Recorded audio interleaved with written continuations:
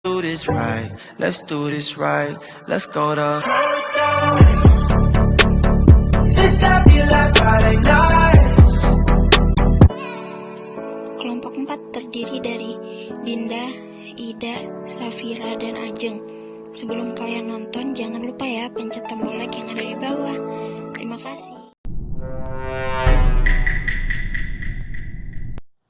Assalamualaikum warahmatullahi wabarakatuh. Salam sejahtera bagi kita semua. Perkenalkan, kami dari kelompok 4 akan mempresentasikan tentang ZEE atau Zona Ekonomi Eksklusif.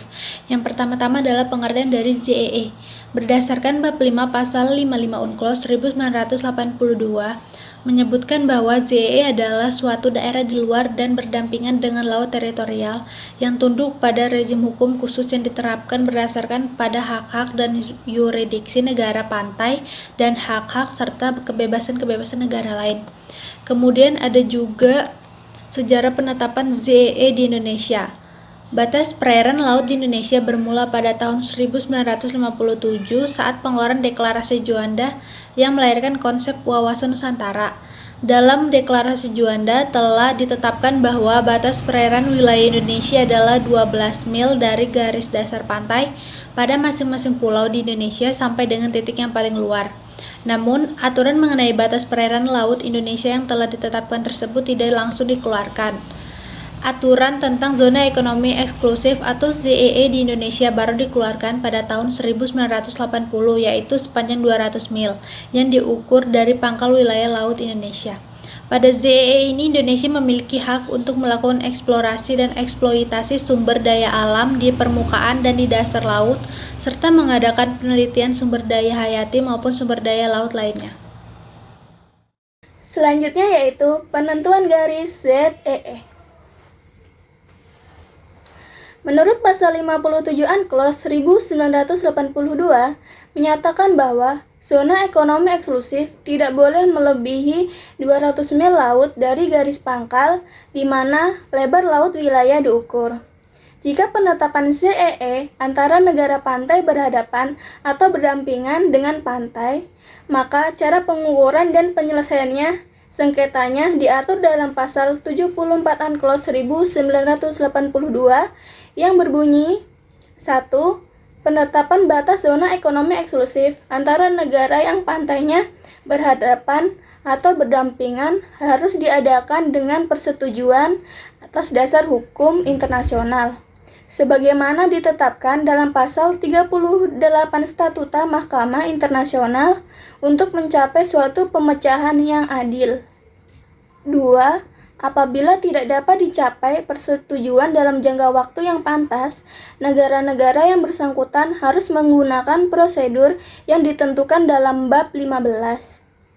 3. Sambil menunggu suatu persetujuan sebagaimana ditentukan dalam ayat 1, negara-negara yang bersangkutan dengan semangat saling pengertian dan kerjasama harus melakukan setiap usaha untuk mengadakan pengaturan sementara yang bersifat praktis dan selama masa peralihan tidak membahayakan atau tidak menghalangi dicapainya suatu persetujuan akhir.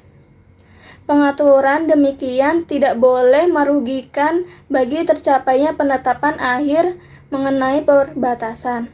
4. Dalam hal adanya suatu persetujuan yang berlaku antara negara-negara yang bersangkutan, maka masalah yang bertalian dengan penetapan batas zona ekonomi eksklusif harus ditetapkan sesuai dengan ketentuan persetujuan. Selanjutnya, hak-hak yurisdiksi dan kewajiban negara pantai dalam ZEE, pasal 56 Unclos 1982. Yang pertama, dalam zona ekonomi eksklusif, negara pantai mempunyai hak-hak berdaulat untuk keperluan eksplorasi dan eksploitasi, konservasi dan pengelolaan sumber kekayaan alam, hayati maupun non-hayati, dari perairan di atas dasar laut dan tanah di bawahnya dan berkenaan dengan kegiatan lain untuk keperluan eksplorasi dan eksploitasi ekonomi zona tersebut, seperti energi dari air, arus, dan angin. Yurisdiksi sebagaimana ditentukan dalam ketentuan yang relevan konvensi ini berkenaan dengan 1. Pembuatan dan pemakaian pola buatan, instalasi dan bangunan. 2. Riset ilmiah kelautan. 3. Perlindungan dan pelestarian lingkungan hutan. C. Hak dan kewajiban lain sebagaimana ditentukan dalam konvensi ini. Yang kedua, di dalam melaksanakan hak-hak dan memenuhi kewajibannya berdasarkan konvensi ini dalam zona ekonomi eksklusif, negara pantai harus memperhatikan sebagaimana mestinya hak-hak dan kewajiban negara lain dan harus bertindak dengan suatu cara sesuai dengan ketentuan konvensi ini. 3. Hak-hak yang tercantum dalam pasal ini berkenaan dengan dasar laut dan tanah di bawahnya harus dilaksanakan sesuai dengan bab 6. Baik, selanjutnya saya akan menjelaskan tentang hak-hak dan kewajiban negara lain di ZEE pada pasal 58 UNCLOS tahun 1982. Yang pertama yaitu semua negara baik negara berpantai maupun tidak berpantai menikmati kebebasan pelayaran dan penerbangan serta kebebasan meletakkan kabel dan pipa di bawah laut. Yang kedua yaitu kewajiban memperhatikan hak-hak dan kewajiban negara pantai dan menaati peraturan perundang-undangan negara pantai. Yang selanjutnya yaitu penegakan hukum di ZEE. Kira-kira apa saja? Mari kita simak. Yang pertama yaitu negara lain harus mematuhi peraturan konservasi dan persyaratan ZEE negara pantai yang terdapat di dalam pasal 62 ayat 4 KHL tahun 1982.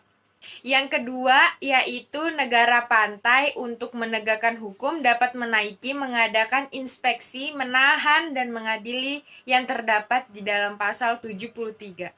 Dan yang terakhir, negara pantai tidak dibenarkan melaksanakan hukuman penjara atau hukuman badan yang terdapat di dalam pasal 73 ayat 3 kecuali diperjanjikan. Baik, demikian presentasi dari kelompok kami, semoga bermanfaat buat kita semua. Terima kasih.